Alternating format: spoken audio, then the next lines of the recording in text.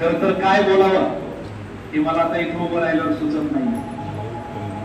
कारण तालुक्यामध्ये फिरत असताना साहेबांच्या जयंतीच्या दिवशी जो वारकरी सोहळा किंवा मेळावा हा संपन्न झाला, अपेक्षित लोकांपेक्षा 3 पटीने लोक जास्त आली. हे आम्हाला आमच्या वडिलांवरती प्रेम करणारे किती आहे ते तिथं सिद्ध झालेलं आहे. आज वाढदिवस हे निमित्त आहे. वडिलांनी शिकवलेल्या गोष्टींच्या पावलावर पाऊल ठेवून माझा मोठा भाऊ तालुक्याचे आमदार अतुलदादा बेनके आणि त्याच्या पावलावर पाऊल ठेवून त्याचा धाकटा भाऊ म्हणून मी त्याला साथ देत आहे. आज वाढदिवसाची सुरुवात ही मी कोंडाजी बाबा डेअरी आश्रमच्या शिकत असलेल्या विद्यार्थ्यांबरोबर सुरुवात केली.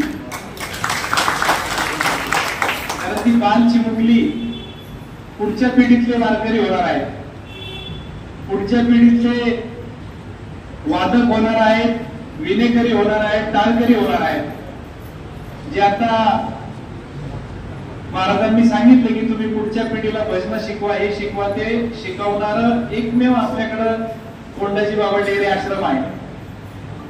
आणि तिथे गेल्यावरती एक माहिती मला मिळाली की वारकरी संप्रदायाचं तालुक्यातलं भूषण म्हणजे कोंडाजी बाबा.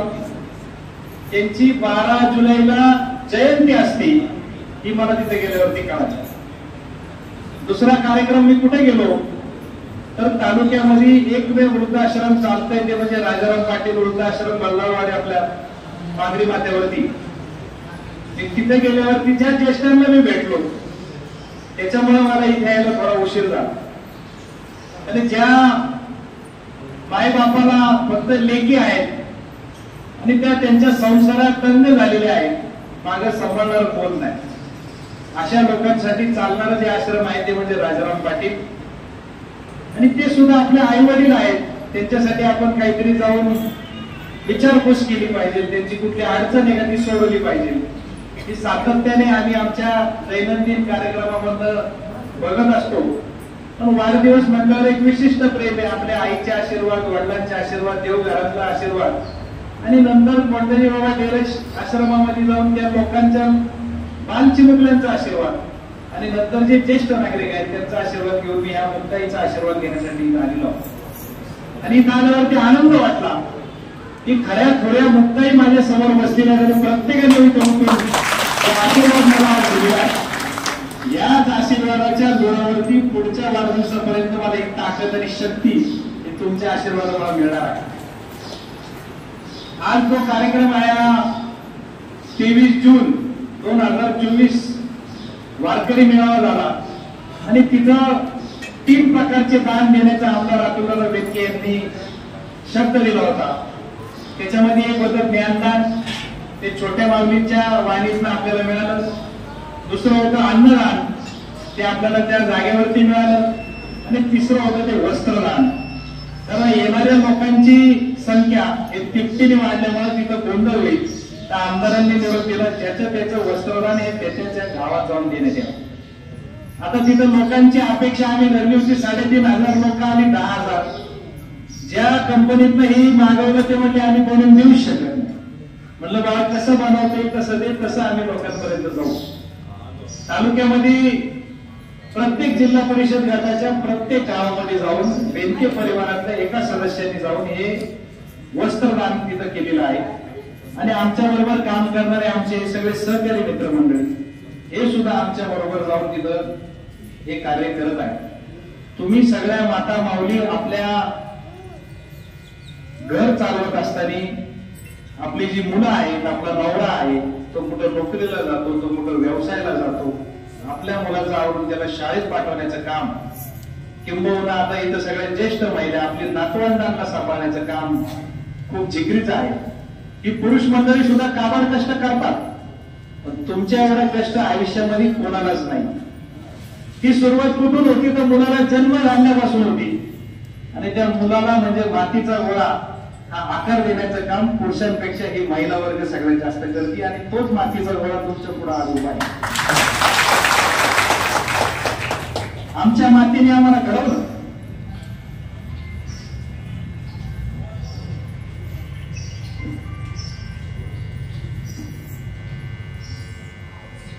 बोलताना भरून येते. वडिलांनी आम्हाला त्यांच्या राजकीय व्यवस्थेपासून लांब ठेवलं. आई बापाचं सुख आम्हाला मिळालं. तुमच्यासारख्या मागणी भेटल्या निश्चितप्रमाणे ते प्रेम आमचं बिलकुल.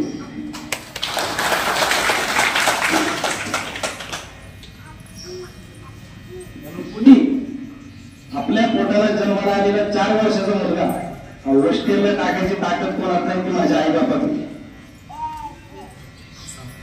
त्यांनी एकच मनात ठेवलं की आपली मुलं लांब ठेवली तर शिकतील, मोठी होती राहून स्वतःच्या पायावर उभं राहायची तुमची तयारी. मगाशी तो उल्लेख केला, मला वाटते पाटे सरांनी केला, की राजकारणात असलेल्या व्यक्तींची मुलं हे काय करतात आपण सगळ्यांनी पाहिली आहे. आणि आमच्यासारखी 3 भावंड आम्हाला बाहेर गेल्यावर ज्यावेळेस तुमच्या तोंडातून कौतुक ऐकतो त्यावेळेस खरंच मन भरून येतं. आईला आम्ही सांगितलं की चला आपल्याला आजचा कार्यक्रम गावात करायचा, पण तिची काही इच्छा झाली नाही. तुम्ही सगळे तिथे मैत्रिणी आहात. तुमच्या सगळ्यांचा आशीर्वाद माझ्या आईप्रमाणे आमच्या पाठीशी जाणार आहे. एवढंच या ठिकाणी बोलण्यासारखं खूप मन भरून येत राहत. जमीन जाऊन फक्त 5च महिने झाले समाजात आम्ही दुरावा निर्माण करून दिला नाही. प्रत्येक ठिकाणी गेल्यावर वडिलांचं कौतुक करणारी ज्येष्ठ मंडळी उभी राहते. ज्या गावात जाईल त्या गावात सांगितलं जातं. आज सकाळी ज्या कोंडाजीबाबा डेरे आश्रमला आम्ही गेलो, तिथल्या संचालक बॉडीचे किसनजी मेहर त्यांनी त्यांचं वक्तृत्व केलं की जर वल्लभशेठ बेनके इथं आम्हाला भेटले नसते तर एवढा मोठा सभामंडप आणि हे आश्रम चालूच झालं नसतं. ते मी आज कबूल या तुमच्या समोर होतो. खूप काम केलं साहेबांनी. अतुलदादाही खूप काम करतोय. पण ज्या लोकाला कुठल्याही व्यवस्थेमध्ये ती जन्माला आल्यापासून मृत्यूपर्यंत जी अडचण येईल ती सोडवण्याचं सामर्थ्य आमच्या वडिलांनी आमच्यामध्ये ताकद निर्माण करून दिली आहे. तुमचा मुलगा म्हणून, तुमचा नातू म्हणून निश्चितप्रमाणे आमच्या पाठीमागं आवाज द्या. सगळी टीम तुमच्या पुढे उभी करण्याची तयारी आम्ही दाखवतो. ज्या कोंडाजी आश्रमची जी पायवाडी दिंडी सोहळा आहे, चैतन्य महाराजांनी जे दिंडी सोहळा चालू केला आणि पंढरपूरला जे आश्रम तुम्ही त्या चैतन्य महाराजांच्या दिंडीने बांधलेला आहे त्याचा 1 मजला अतुलदादांनी वल्लभशेठ बेनके साहेबांच्या नावाने संपूर्ण खर्च झालेला तो त्यांनी केलेला आहे. याचा गौरव त्यांनी कधी कुठे केला नाही. वारकऱ्यांची नाळ ही आमच्या वडिलांपासून तर आयात आमची जी पिढी आहे जी समाजकारणात आहे, राजकारणात आहे, तोपर्यंत आम्ही चालू ठेवणार आहे. कोंडाजीबाबा डेरे आश्रम मध्ये जे शिकणारी मुलं आहेत त्या मुलांचं धान्य, कडधान्य तर आयात बेनके परिवार जोपर्यंत समाजकारणात आहे, राजकारणात आहे, त्याच्यामध्ये माझी मुलं येतील, माझे नातू येतील. त्यांना लागणारा किराणा माल हा साहेबांच्या जयंतीनिमित्त आम्ही सुरुवात केलेली आहे. त्यांचं 3 महिन्याचा किराणा आम्ही भरून दिलाय. तर 3 महिन्यांनी नारायणगावमध्ये ती यादी येणार आणि तो किराणा लागणार आहे. त्यामुळे वारकरी संप्रदाय टिकला तर आपण सगळे टिकू अशी भूमिका या पृथ्वी तलावरती आहे. तेव्हा तुम्ही सगळेजण आलात. हा कार्यक्रमाला उशीर झालेला आहे. ज्या ज्या लोकांनी आपलं मनोगत इथं व्यक्त केलं की त्यांचे बेनके परिवार असेल, आमच्या सगळ्या इथं मित्र परिवार ज्या लोकांनी हे आयोजन केले त्यांच्या वतीने तुमचे मी आभार मानतो. तुम्ही ज्या कविता म्हणल्या, ज्या गाणं म्हणल्या त्याबद्दल मी सगळ्या भजनी